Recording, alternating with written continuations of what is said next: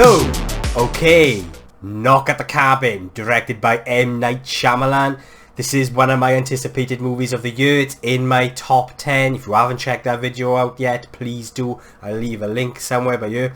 But we've got Knock at the Cabin. It's based on the 2018 novel The Cabin at the End of the World. The story is about a family of three that are vacationing at a remote cabin, but they are suddenly held hostage by four strangers who demand they sacrifice one of their own to avert the apocalypse.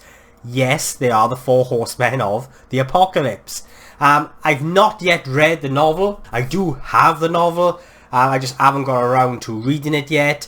But I have heard that the ending of the film is different to the book. But I wouldn't know because I've not read it. So, but I am looking forward to reading this, especially after watching the film as well. But yeah, there's going to be no spoilers in this review. By the way, this is a spoiler-free review. So I just want to start with one of the standouts for me, and that's Dave Bautista as Leonard, one of the four strangers, or one of the four horsemen of the apocalypse. And Dave Bautista is just superb in this film. His performance felt so real. You buy into the character and why he's there and doing what he's doing. It's a very disarming performance and just mesmerising. He was just very mesmerising to watch. And you can feel his conviction within his performance as well. It's just a great performance.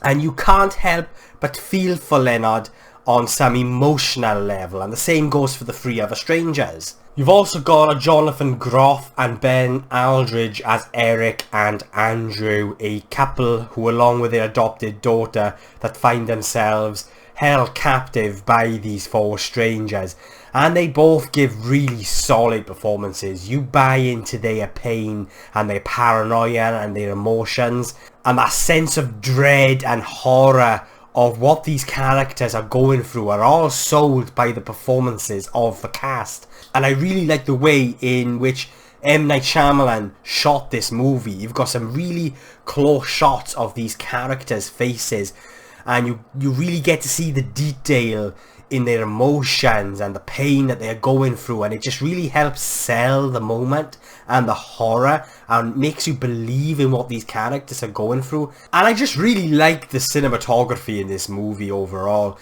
and you know, the close-up shots of nature during the opening scene and just that focus on the faces.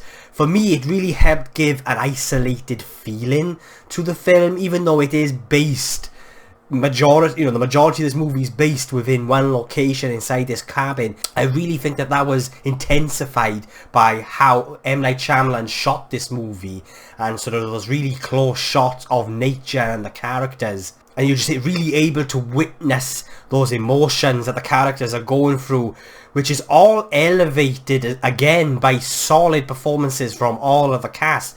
You just really feel the emotions of every character, and it just helps immerse you into this story. There is this tense and suspenseful atmosphere throughout the film, and that's helped a lot by the performances from the cast, the very real performances, but also by the way in which M. Night Shyamalan shoots this movie. I just love how he shot it. I love how he positioned the camera during some of the scenes. And, you know, it might be a simple shot, but the way in which he positions the camera adds so much horror and creepiness to the moment. And as I just said, it might be a very simple shot, but just down to the way in which he positions the camera can add so much horror and creepiness to a moment. It's fantastic. And it is a violent movie, with some very violent acts, but they are filmed in a way that for me was very classic Shyamalan. You never really see the impact of these moments directly, and it's the use of sound and your imagination and the camera position that really heightens the horror of the moment. And all of this, you know, the atmosphere, the tension, the horror is also elevated by the music.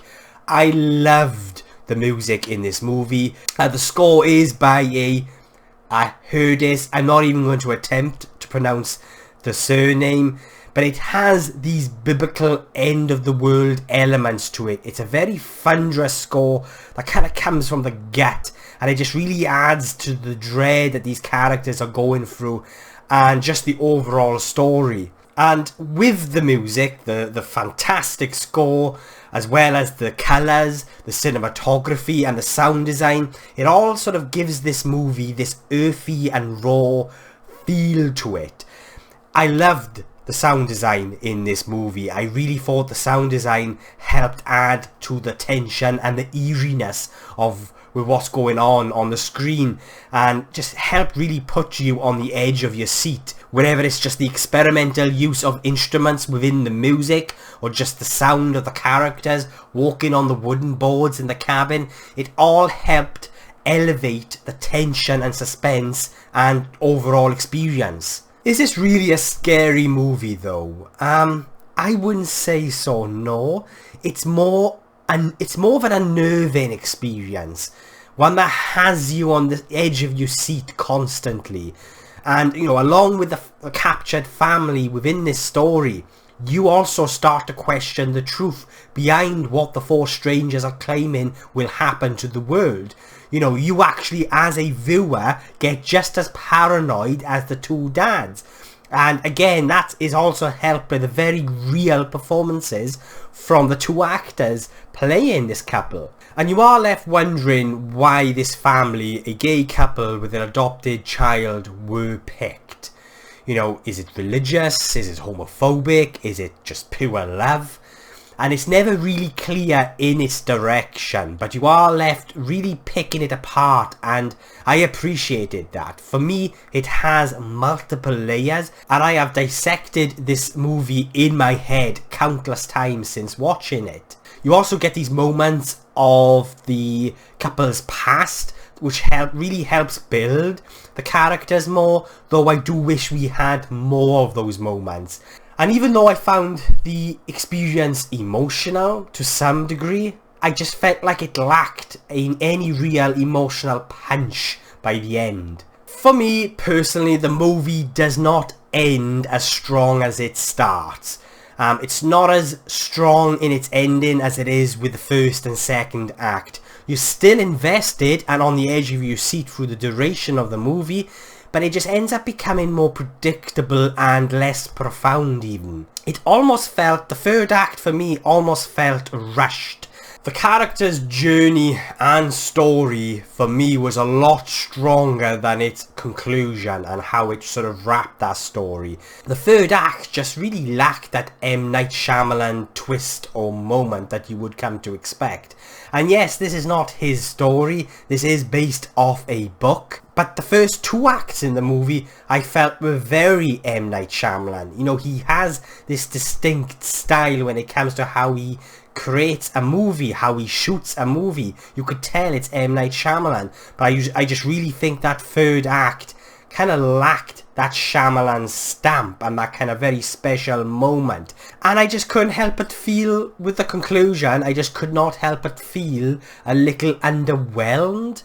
Not enough to take away from the overall experience, but for me, I just wanted a little more. For me, this was a very tense, suspenseful, thought-provoking experience that has stuck with me since watching it. Like I've said previously, I've been dissecting the movie in my head. It's a very multi-layered and emotional experience. Even though it did lack that ultimate punch for me, I just really liked this movie. Is it my favourite M. Night Shyamalan movie? For me personally, no. But I did enjoy it despite some of its flaws that I did have. You know, whether it be, you know, a little bit more insight into the two dads and their relationship with each other and religion, or how the sort of the third act played out and concluded. Yeah, overall, I just really enjoyed this experience. It was an immersive experience. I wouldn't sort of say that this is a all-out horror. It was more unnerving and unsettling to watch at times, and it gave me, there were moments in which it did give me goosebumps and chills. So yeah, That is M. Night Shyamalan's Knock at the Cabin. I really want to read the novel now, so I hopefully will get around to reading it soon. But yeah, and I will be giving Knock at the Cabin a 7.5 out of 10.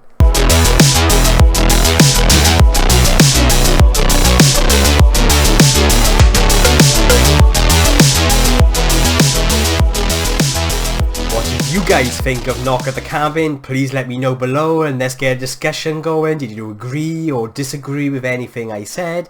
Let me know. And if you've made it this far into the video, then thank you so much. I really do appreciate it. If you want to see future reviews from a rambling Welsh geek, then please hit that subscribe button. It will mean an awful lot to me. And yeah, I'll be seeing you guys soon.